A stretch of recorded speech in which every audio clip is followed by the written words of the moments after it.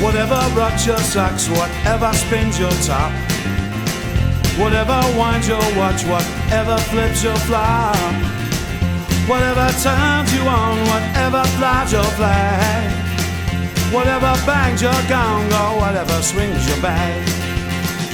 Do it often, but do it well, 'cause nobody knows and there's no way to tell. When the ride ends,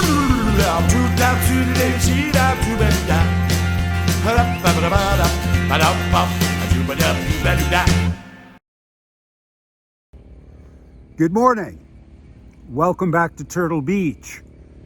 How was your week? Yeah, mine was great. Thank you for asking. All weeks are great on Turtle Beach. I went to Phuket yesterday to buy an aquarium for my pet turtle. And one day on Phuket was enough to remind me how lucky I am to live on Turtle Beach.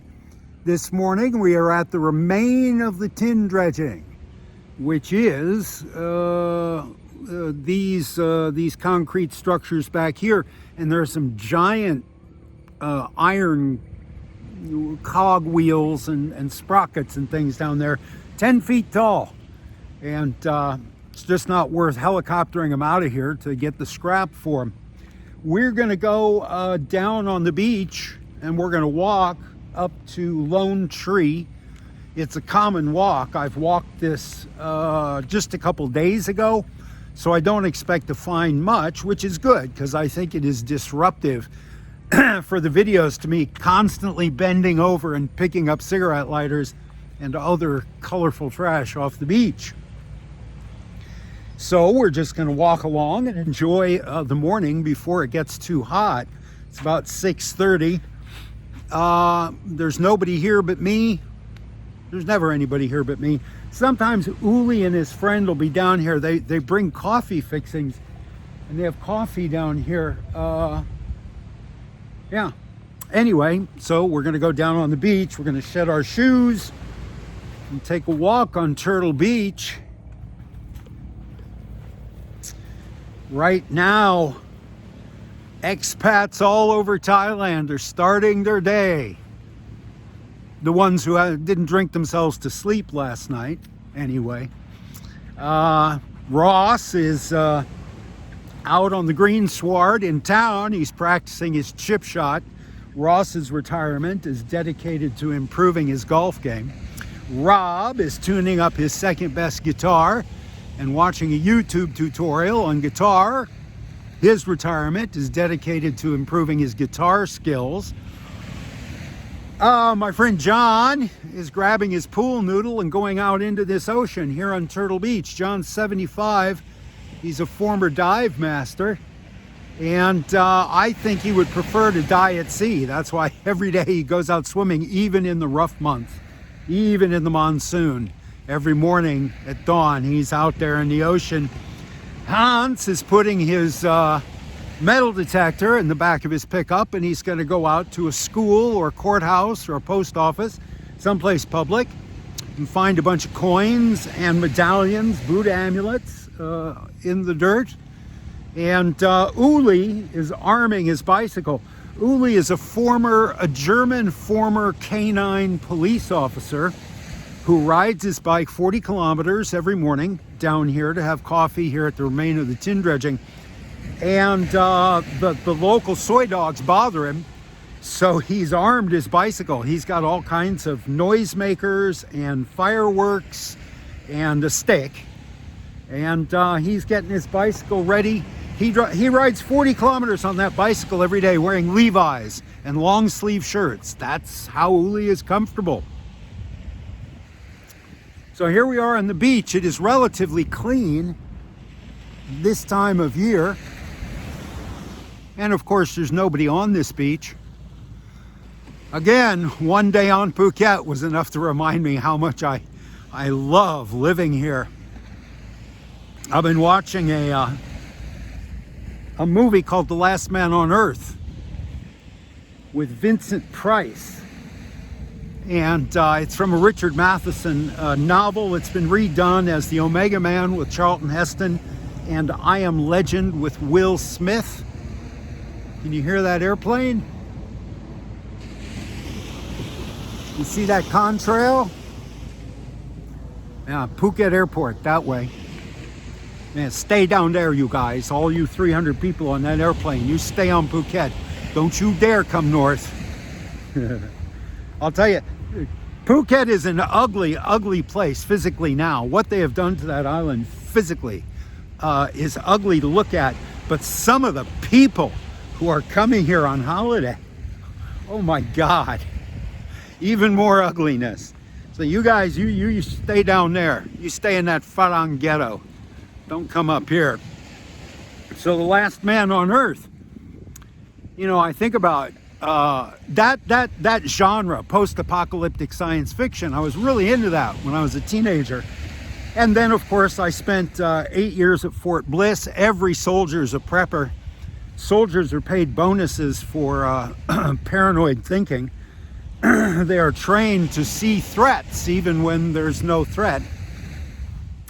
So every soldier has a bug-out bag. He's got a bag to grab when the shit hits the fan and he has to bug out to his cabin in the woods. And of course, because they're soldiers, excuse me a moment.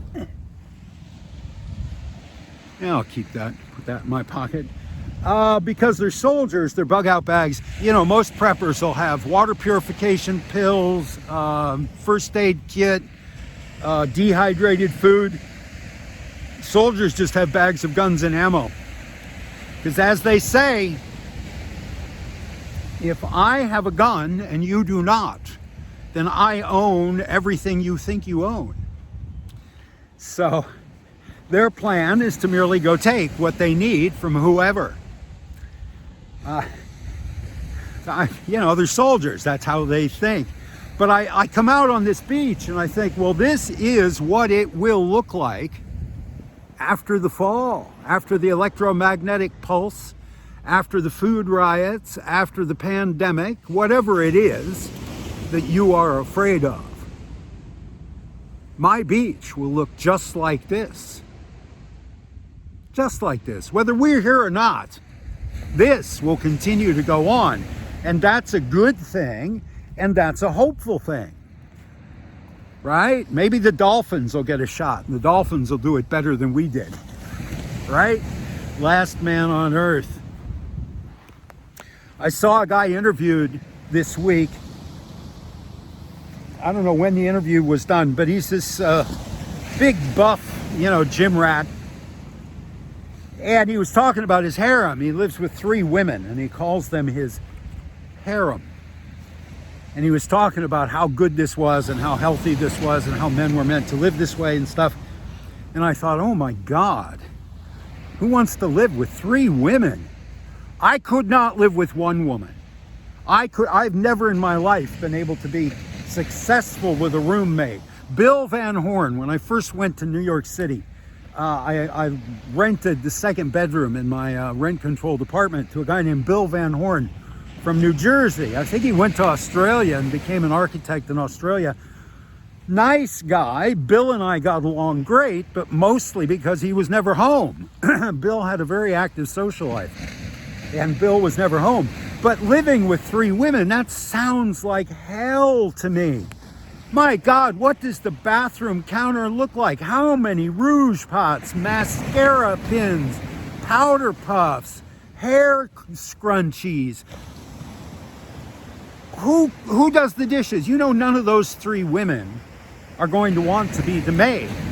They're paid for sex. You're paying them for sex. You're not paying them to clean the house. So you got to get at least 1 maid to clean up after these women. And by the way, you're paying 3 women for sex every single day. I don't care who you are. I don't care what supplements you're taking. I don't care how insecure your fragile male ego is. You cannot screw 3 women a day every day. So every single day you are paying a woman for sex and not getting the sex, but you're paying her. You know you're going to pay them all every single day. So I don't get it. I don't get the point. I mean, if it's sex with multiple women that you want, you can get that at 1,000 places in Thailand. Oh, at least 1,000 places, right? Why bring that home? Why bring that drama, the drama of 3 women into your home? And God, you get in an argument with one and immediately you're arguing with all 3. You know whose side they're going to take. They're not going to take your side. They're going to take her side. So all of a sudden you're arguing with 3 different women. A harem. Christ, what kind of 13-year-old male fantasy is that? Now, don't get me started. I was going to tell you about Aaron Copland. Oh, so I'm going to make this brief. 6:30 in the morning and my eustachian tube's already blocked up. I've got the phone number for an ENT in Khao Lak. I'm going to call him today. Him or her. I'm going to make an appointment. This is just becoming very difficult to deal with and painful. I think riding a motorcycle has something to do with it. I think the change in air pressure has something to do with it. Anyway, in 1985, I did props for a production of an operetta called The Second Hurricane, written by Aaron Copland. It was at the Henry Street Settlement in Manhattan. It had been premiered at the Henry Street Settlement in 1937 and hadn't been done much since then. It's 4 children, it's 4 teenagers. It was written to be done in schools, but finding a school that has 20 trained voices that can sing opera, 20, 13-year-olds that can sing opera, that's hard. So the thing hasn't been produced very much. But Aaron Copland, in honor of his 85th birthday in 1985, the Henry Street Settlement revived it for 1 performance. And I remember the most memorable thing about it for me, there was a girl in it, a teenager, 13, 14 years old, and her name was Frommer, Frommer. That was her family name. I cannot remember her given name, but I thought she was the most beautiful female human being I had ever seen in my life.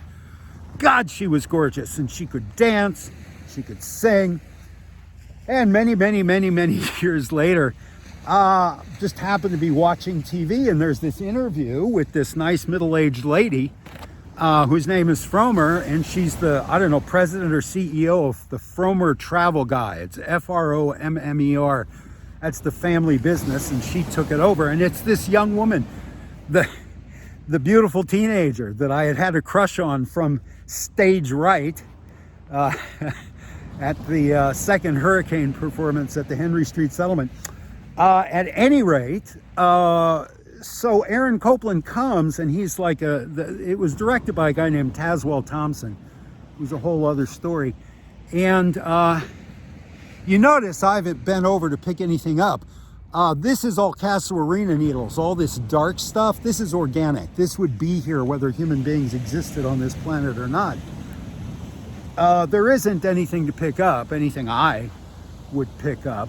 And again, I will stress, I'm not out here to clean this beach. If you were really cleaning this beach, you would have everything you could carry within about 100 meters. If that, you probably wouldn't have to go that far. There's a lot of trash here, but none of it that I can use, right? Like a lot of this shit. Yeah, I can't use that. So I'm not cleaning the beach. I'm beach combing. I'm looking for shit that Steve Rosse would enjoy to have in his house.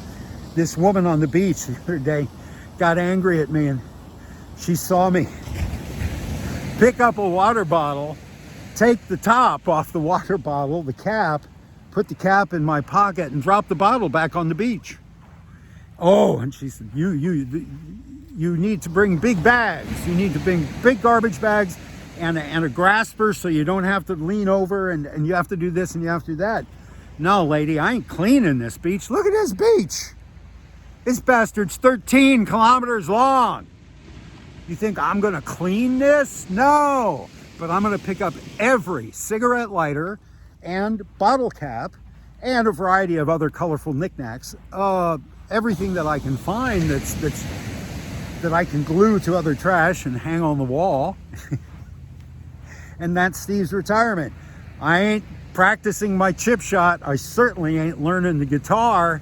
This is what I'm doing, and I enjoy this. So anyway, the reason I'm telling you about Aaron Copland is because Aaron Copland's wife took photographs of everybody in the company, everybody in the production company, and everybody in the cast.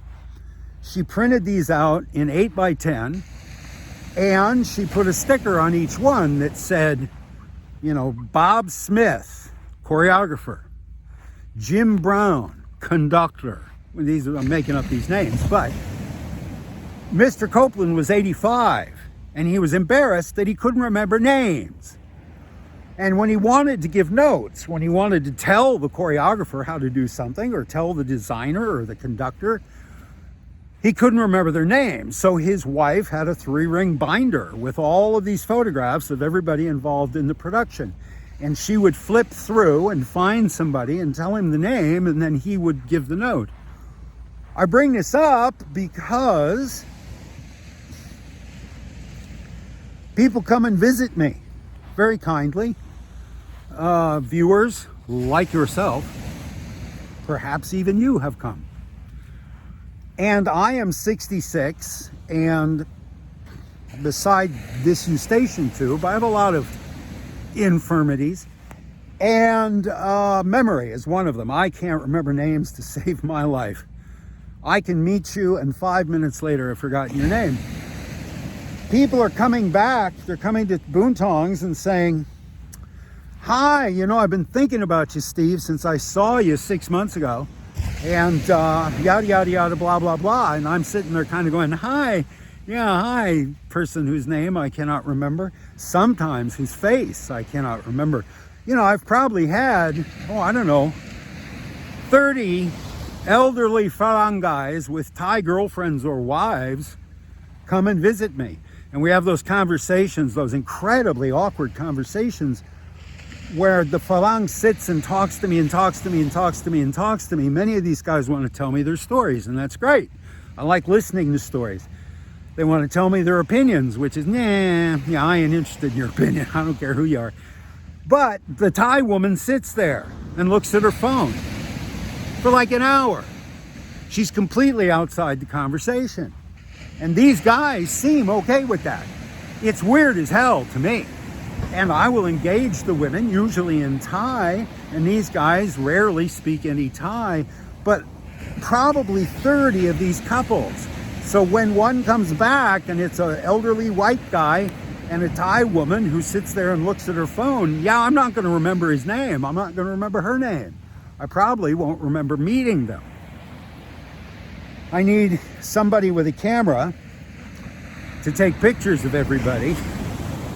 And I used to do that. I used to take pictures of everybody in front of the Boontong set, not for that purpose, but just to kind of show off that Steve is not a hermit. Steve has visitors. Steve can make a pot of coffee and entertain people for a half hour. But maybe I should print these out and put them in a catalog so that I can look up people's names when they come back. That is all I had to say, just as a quick tutorial. This, if it was complete, would be something I would pick up and keep. It's got a nice color. I love that color. It is just weathered enough to be interesting visually. It's free. It's laying on the beach, and it shouldn't be on the beach. So typically I would pick it up, but it's broken. And one thing I have discovered is Thai people don't like anything broken, anything scratched, anything dirty. Everything I pick up has to be able to be made shiny and bright and pretty. Pretty! They love pretty. So no shoes, no straws. And fella came and visited me, fella from Texas. Now there's a gold lighter. I'm making a gold turtle at the moment for a neighbor lady. So a gold lighter is useful. I'll put that in my pocket. Fella came from Texas and he said, oh, you know, I've got jars of the little round balls that go in the top of a roll-on deodorant bottle. Jars and jars of those. And I thought, Christ, if I had a jar of underarm deodorant balls in my house, no Thai person would ever come in. Ooh, ick. Shoes, straws that go in your mouth, spoons, forks. Beach is littered with spoons and forks. No, they go in your mouth. Toothbrushes, thousands of toothbrushes on this beach. I don't pick any up. Thai people don't like it. A water bottle cap or a lighter. Now this one I won't keep because it's bent, but you see that color? Blue. Blue's my favorite color. You see that? One of those can be, you know, glued to something, lacquered, and it's pretty. There's all kinds of different colors. You can make mosaics with that shit. I make Fabergé reptiles with the cigarette lighters. But yeah, no shoes, because feet are filthy. Anything to do with the feet, that's filthy. Thais won't have it. Anything that goes in the mouth, anything that goes under the arm, anything that touches your tushy, nah, they won't have it. So I don't pick it up.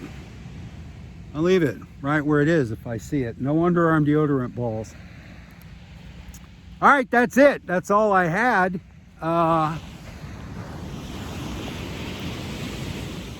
That's Lone Tree. That's where I'm going.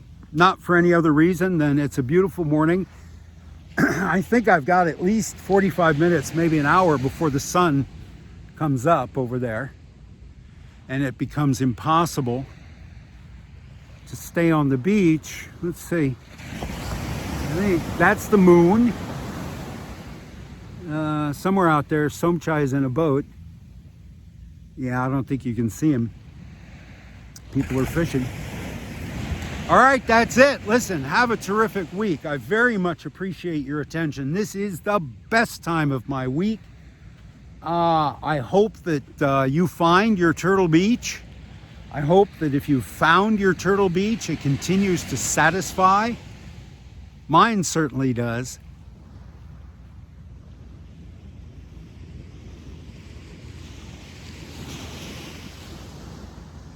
Last man on earth, baby. You know, that's a fantasy. I can't imagine anything better. Can you imagine? You can go in anybody's house. They're gone. You can go in their house and go through their shit. Look at all their private shit. Yeah, nobody telling you what to do. Nobody making noise. Nobody driving loud motorcycles. Wah, wah, wah.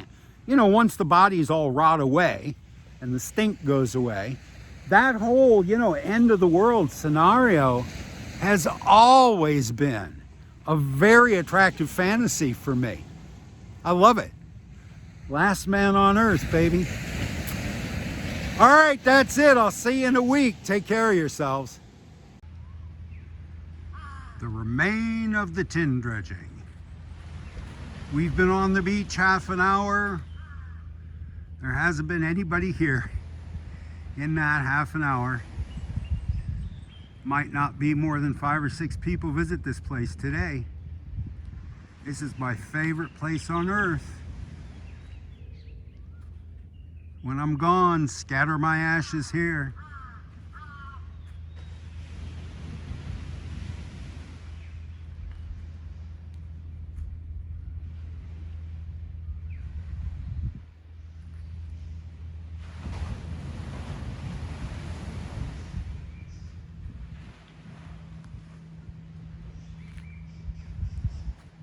All right, I'm gonna go home and put lighters on a styrofoam turtle. You have a great day. I know it's not a turtle, but I like it. How about a joke? So a guy walks in a bar, and he orders a beer, and the bartender brings him his beer. And the bartender notices the guy's got a head the size of a cue ball. He says, listen, mister, do you mind I ask about your head? Why is it so small? Guy says, well, during the war, I was on a destroyer that was torpedoed. I went in the water and I was rescued by this gorgeous mermaid. She gave me 3 wishes. I wished to come back to the States. I wished for all the money I would ever need. And I wished to have sex with the mermaid. And the bartender says, well, that doesn't sound bad, but the old man says, yeah, well, mermaids can't really have sex. So I said, baby, how about I just get a little head? So this other fellow walks in this other bar. He's got a pet monkey. As soon as they come in the door, the fella sits down at the bar and his monkey starts jumping behind the bar, eating everything he put his hands on, eating the peanuts, eating the pretzels, the potato chips, the popcorn. He jumps back out from behind the bar and jumps on the pool table and shoves the cue ball down his throat. And the fella says, I'm sorry, he hasn't eaten since breakfast. He's really hungry. Listen, I'll pay for everything. So they work it out, he pays the bill and they leave. 2 weeks later, the guy comes back with his monkey. Same thing, monkey jumps over the bar. He grabs a maraschino cherry and he puts it up his butt. And then he pulls it back out and eats it. And the bartender says, I gotta ask. And the fella says, well, ever since that cue ball, now he measures stuff. This other fellow walks in this last bar. First thing he notices when he comes in is the bartender is this absolutely stunning woman. Just a gorgeous, gorgeous woman. And the next thing he notices, there's a chalkboard behind the cash register, and the chalkboard says, beer, $1.50. Cheese sandwich, $2. Hand job, $10. The guy sits down and he checks his wallet and he says to the bartender, he says, Miss, is it you that gives the hand jobs? She says, yeah, baby, I sure do. You want one? The guy says, no, I want you to go wash your hands. I want a cheese sandwich. Is he laughing? I think he's laughing. I think he liked that one. All right, here's what I'm looking at. For what it's worth, this is downtown Thai Muang. That's the beach. That's Ranong. That goes to Ranong. Where is it? Where's the, oh, there we go. That's the Chinese temple. And that's Steve telling jokes in front of a food dog, a lion. All right, I'm rambling. I'm out. See you next week. Whatever shaves your sheep, whatever bakes your lamb, whatever digs your peat, whatever smokes your ham, whatever blows your nose, whatever chews your bone, whatever squirts your hose, whatever sings your song. Do it often, but do it well. Nobody knows and there's no way to tell. When you're riding, shoot